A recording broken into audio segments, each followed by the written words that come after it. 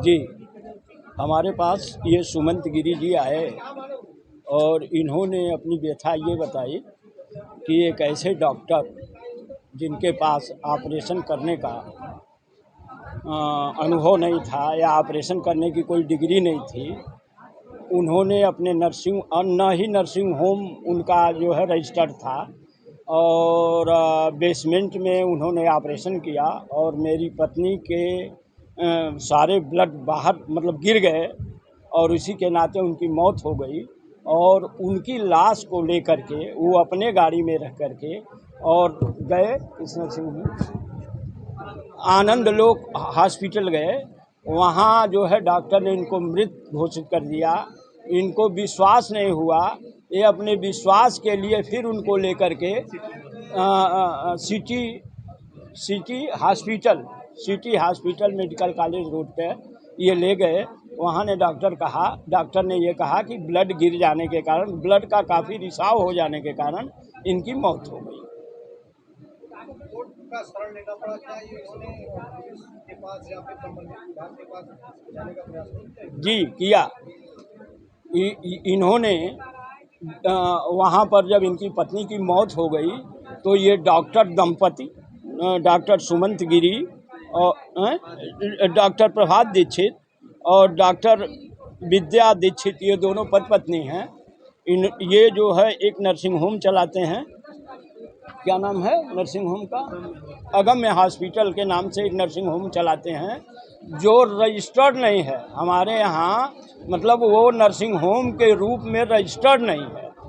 उस हॉस्पिटल में इनके पत्नी को भर्ती किए और वो भी इसलिए कि एक शीला द्विवेदी करके एक आशा है, ये तो उसी दिन गए थे मतलब पीएचसी पर अपने पत्नी को इनके घर के लोग गए थे दिखाने के लिए, तो वहाँ से वो आशा मिल गई और वो आशा लेकर के गुमराह की और इनको लेके डॉक्टर प्रभात दीक्षित और उनकी पत्नी के नर्सिंग होम पे गए।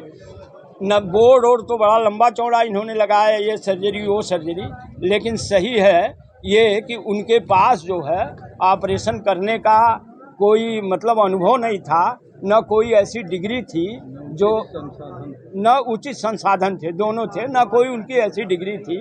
उसके आधार पर उन्होंने ऑपरेशन किया जिससे इनकी मौत हो गई। जी जी जी जी, पहले ये थाने पे गए, अपनी सूचना इन्होंने थाने पे दिया कि डॉक्टर की घोर लापरवाही और जानबूझ के बिना एक्सपर्ट डॉक्टर के बुलाए, बिना मेडिकल फैसिलिटी के, बिना ऑपरेशन थिएटर में ऑक्सीजन या और जो फैसिलिटियाँ रहती हैं उनके इन्होंने ऑपरेशन कर दिया है। सर, मेरी पत्नी को जानबूझ के ये मार डाले, हमसे 1.5 लाख रुपया भी ले लिए और इन्होंने ऑपरेशन किया और मेरी पत्नी मर गई। उसके बाद इन्होंने आफाधापी में अपने हमारे पत्नी के मृत्यु मतलब इनके पत्नी के मृत्यु के बाद, ये क्या नाम है इनका, सुमंत गिरी के पत्नी के मृत्यु के बाद जब जांच शुरू हुई तो इन्होंने उस आपाधापी में अपने नर्सिंग होम का इन्होंने वो रजिस्ट्रेशन कराया।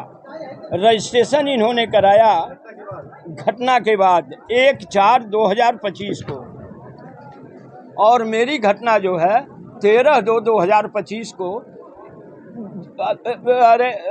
रजिस्ट्रेशन तब होता है जब सारी सुविधाएं ऑपरेशन के वहाँ उस नर्सिंग होम में रहें। उस समय तक नहीं थे जिस समय मेरी पत्नी का ऑपरेशन, मतलब इनके पत्नी का, सुमंत गिरी के पत्नी का, मेरे क्लाइंट के पत्नी का उन्होंने ऑपरेशन किया, तब तक उनके यहाँ कोई ऐसी सुविधा नहीं थी जिससे वो ऑपरेशन कर सकें। उसमें एक स्टेटमेंट भी आया है, मौके पर इनके वो गई हैं, एक महिला आयुर्वेदिक यूनानी अधिकारी है डॉक्टर मीनू सोनी, वो मौके पर जांच करने गई थी और उन्होंने मौके पर जांच किया तो पाया कि जहां ऑपरेशन हुआ ये डॉक्टर तो बेसमेंट में ऑपरेशन कर रहा है, और ये भी पाया इनके पास जो है ऑपरेशन करने का कोई इंस्ट्रूमेंट नहीं है, ना ही कोई वो उचित संसाधन है। सर, इस आधार पर इन्होंने जो है एसएसपी को दरखास्त दिया और थाने पर गए, थाने वाले डांट के भगा दिए, चूँकि डॉक्टर के प्रभाव में थे, लोकल डॉक्टर है। और उसके बाद एसएसपी साहब को दिए, एसएसपी साहब ने आदेश किया, लेकिन जांच कराया, लेकिन उन्होंने लीपापोती कर दिया। उसके बाद जब कहीं से कोई इनको न्याय नहीं मिला तो न्यायालय के सिवा दूसरा कोई जगह नहीं बचा, इसलिए ये मेरे पास आए। मैंने इनकी व्यथा सुनी और देखा कि इनके साथ अन्याय हुआ है, तब मैंने इनका पक्ष जो है रखा न्यायालय के सामने, और न्यायालय ने मेरे बहस से या मेरे पक्ष से संतुष्ट होकर जो है थानाध्यक्ष पीपीगंज को आदेशित किया कि निश्चित रूप से इस महिला का जो है लापरवाहीवश या जानबूझ के आपने बिना किसी सक्षम डॉक्टर के ऑपरेशन किया है और जो है जिससे इसकी मौत हुई है। लिहाजा उन्होंने आदेश किया संबंधित थाना पीपीगंज को कि आप, थानाध्यक्ष पीपीगंज को, कि आप जो है इसकी रिपोर्ट दर्ज करके और जांच करें और कार्रवाई करें। जी बिल्कुल है, समाज के लिए दयनीय स्थिति है सब। जी जी तो इस पे जांच ही चलती रहेगी कि कुछ कार्रवाई भी हो? नहीं सर, माननीय कोर्ट ने आदेश किया है। यही देख करके, यही सब बातें जब मैंने बहस किया तो कोर्ट इस बात से सेटिस्फाइड हुई और सेटिस्फाइड होके पाया कि वहाँ इनको ऑपरेशन करने का कोई वो नहीं था, अनुभव नहीं था, ना ऑपरेशन ये कर सकते थे, न इनका ये अरे क्या नाम है, क्या नर्सिंग होम रजिस्टर्ड है, ना ही इनके ऑपरेशन करने के इंस्ट्रूमेंट हैं। ये सारी बातें मैंने कोर्ट के सामने रखी। कोर्ट सेटिस्फाइड हुई। सेटिस्फाइड होने के बाद उन्होंने आदेश किया, कोर्ट ने आदेश किया कि आप इस व्यक्ति की व्यथा को सुने, इसकी मुकदमा दर्ज करें, जिससे और मुकदमा दर्ज करें और मुकदमा दर्ज करके इसकी विवेचना करें। अब सर पेपर कोर्ट के आदेश की कॉपी और हम अपने प्रार्थना पत्र की कॉपी माननीय न्यायालय से थाना पर भिजवा दिए हैं, थानाध्यक्ष को।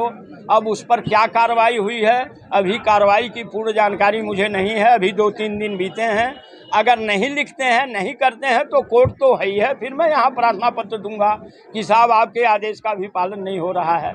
लेकिन अभी हम देख रहे हैं 2-3 दिन ही बीता है, कॉपी चली गई है, जबकि कोर्ट ने लिखा है कि प्राप्त होने के 24 आदेश के 24 घंटे के अंदर, वो कोर्ट ने ये लिखा है कि वो आदेश के 24 घंटे के अंदर, कोर्ट का वो आदेश मैं आपको पढ़ के सुना दे रहा हूँ। सुमंत गिरी का प्रार्थना पत्र 174/4 भारतीय दंड सुरक्षा संहिता स्वीकार किया जाता है तथा थाना प्रभारी पीपीगंज को जनपद गोरखपुर को आदेशित किया जाता है कि प्रस्तुत मामले में समुचित धाराओं में मुकदमा दर्ज कर विवेचना करें एवं इस आदेश की प्रति की तिथि से 24 घंटे के अंदर प्रथम सूचना रिपोर्ट पंजीकृत कर सूचना न्यायालय को उपलब्ध करावें। उसकी एक प्रति सर मूल प्रति न्यायालय को आ जाती है, इसलिए न्यायालय 24 घंटा का इसलिए समय देती है कि ये लोग लापरवाही करते हैं कभी कभी दर्ज करने में, इसलिए ये